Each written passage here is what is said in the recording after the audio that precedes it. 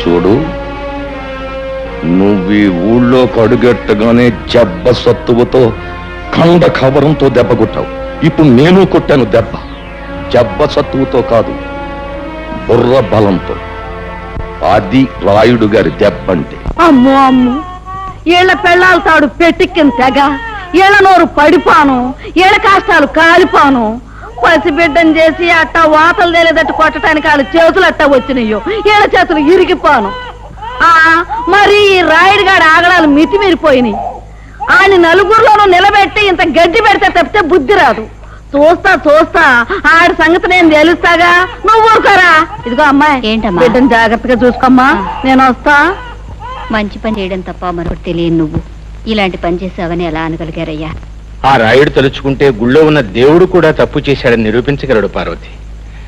పాపమే ఊపిరిగా బతుకుతున్న రాయుడు మంచిని భరించలేడు, సహించలేడు. అతనే కదండి బాబుని ఇంతవాడు అంతవాడు అని పొగిడి పెద్దరికి వంటగట్టింది. అదేనే రాయుడు రాజకీయం. ఎదటివాడు మంచివాడు 10 మందికి కావలసిన వాడైనప్పుడు వాడు దెబ్బతీసేది శక్తితో కాదు, యుక్తితో. బాధపడకు బాబు, ఈ దెబ్బలు 2 రోజుల్లో నయమైపోతాయి. నేను బాధపడేది ఈ దెబ్బల గురించి కాదమ్మా, నా మనసుకు తగిలిన దెబ్బ గురించి.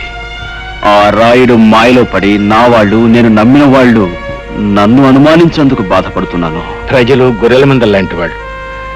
రాయుడు లాంటి స్వార్థపరులు, దుర్మార్గులు వాళ్ళని తెలివిగా తప్పుదారి పట్టిస్తూ ఉంటారు. వాళ్ళని ప్రయోజనం లేదు. చూస్తూ ఉండండి, ఈ గొర్రెల మందల్లాంటి ప్రజల్ని గర్జించే సింహాలుగా మార్చి ఆ రాయుడి మీద కుదులుతాను. నాపై పడ్డ ఈ అపనిందన తుడిచేసి నిజమేంటో వాళ్ళకి తెలిసొచ్చేలా చేస్తాను.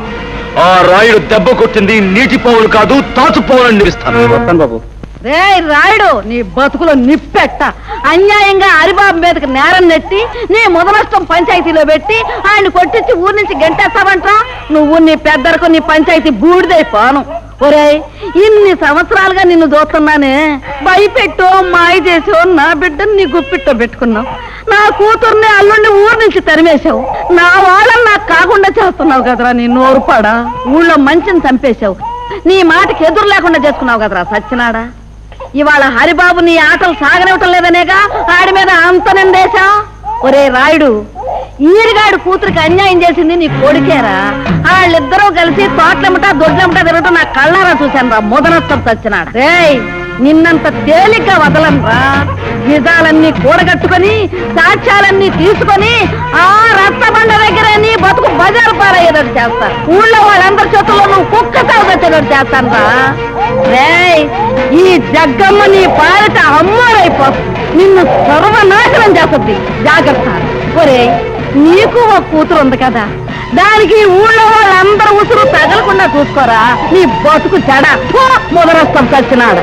పంతులు ఎల్రా. ఆ ముసలి దాని ఇష్టం వచ్చినట్టు రెచ్చిపోయి తిట్టేస్తున్నా. నేను ఒక్క మాట కూడా జవాబు ఇవ్వలేదంటే ఏం చేతంటావు? మనకున్న లెవెలింగ్ కి అలాంటి ఆడదాని నోట్లో నోరెట్టకూడదు. రాముడు, ఆ ముసలి దానికి చింత చిగురు మేకమాంసం అంటే వద్దులే.